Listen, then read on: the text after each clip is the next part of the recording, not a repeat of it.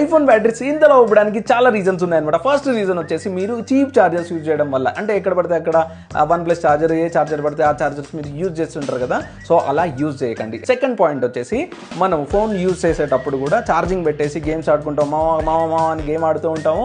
So అప్పుడు కూడా ఏమవుతుందంటే ప్రాసెసర్ మీద, బ్యాటరీ మీద అది ఎక్కుతూనే ఉంటుంది, తగ్గుతూనే ఉంటుంది.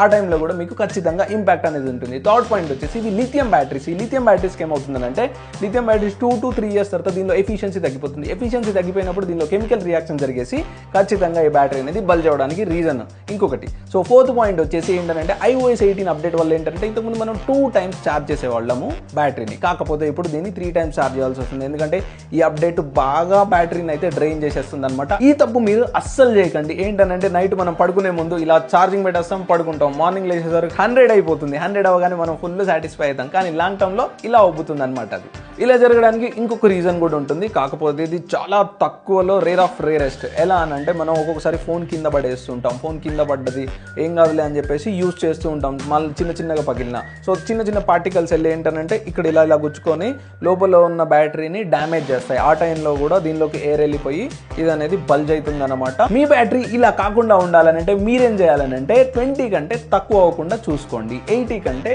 ఎక్కువ పెట్టకండి ఛార్జింగ్. ఈ మధ్యలో ఇన్ బిట్వీన్ మెయింటైన్ చేయండి, మీ బ్యాటరీ లైఫ్ అనేది చాలా బాగుంటుంది. ఒకవేళ మీ ఐఫోన్ కూడా సరిగ్గా పర్ఫామ్ చేయకుండా బ్యాటరీ రిలేటెడ్గా ఎనీ క్వైరీస్, ఏమైనా ప్రాబ్లమ్స్ ఉన్నా కానీ ఇక్కడ కనిపిస్తున్న నెంబర్కి ఇప్పుడే కాల్ చేసేసేయండి, ఎస్టిమేషన్ తీసేసుకోండి, స్టోర్కి విజిట్ చేసేసేయండి, మీ ఐఫోన్ ఫ్రెండ్కి ఇప్పుడే ఈ రీల్ని షేర్ చేయండి. Thank you so much.